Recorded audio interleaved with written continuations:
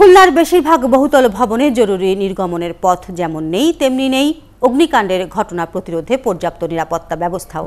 এমনকি বহুতল ভবনে আগুন লাগলে তা নেভানোর সক্ষমতা নেই খোদ স্থানীয় ফায়ার সার্ভিসের। ঢাকার বনানীতে অগ্নিকাণ্ডের পর খুলনার প্রশাসনও নড়ে চড়ে বসেছে, শুরু করেছে ডিজাইন বহির্ভূত ভবন শনাক্ত করে ব্যবস্থা নেওয়ার কার্যক্রম। বিস্তারিত রকিবউদ্দিন পান্নুর প্রতিবেদনে।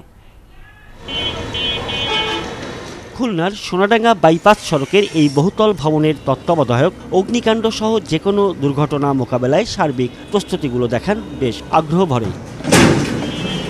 তবে এই চিত্র শুধু বিভাগীয় শহর খুলনার হাতে গোনা কয়েকটি ভবনে। বেশিরভাগ ভবন নির্মাণে মানা হয়নি নিরাপত্তার বিষয়গুলো।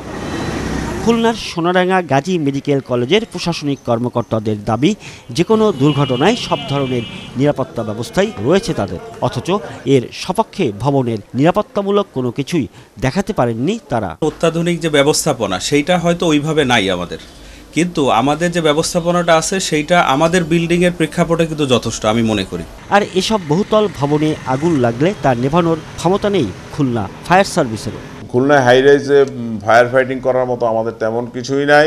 আমাদের একটা মাত্র অনেক পুরানো স্নরকেল ল্যাডার আছে, এটা থেকে ৬-৭ তলা পর্যন্ত আগুন নিভানো সম্ভব হবে। অন্যদিকে সব অনিয়ম সম্পর্কে তদন্ত শুরু করেছে খুলনা উন্নয়ন কর্তৃপক্ষ। সংস্থাটির প্রধান জানালেন, শীঘ্রই নেওয়া হবে ব্যবস্থা। নোয়াপাড়া থেকে শুরু করে আমাদের মংলা পর্যন্ত দুটো ভাগ করেছে, দুটো জোনে ভাগ করেছে এবং ইন্সপেক্টর সহ আমাদের দুটো ভাগেই আমরা একজন করে সিভিল ইঞ্জিনিয়ার দিয়েছি, সো দ্যাট হি আন্ডারস্ট্যান্ডস আমাদের কাছ থেকে কী প্ল্যান পাস করেছে এবং সে কী কনস্ট্রাকশনটা করেছে।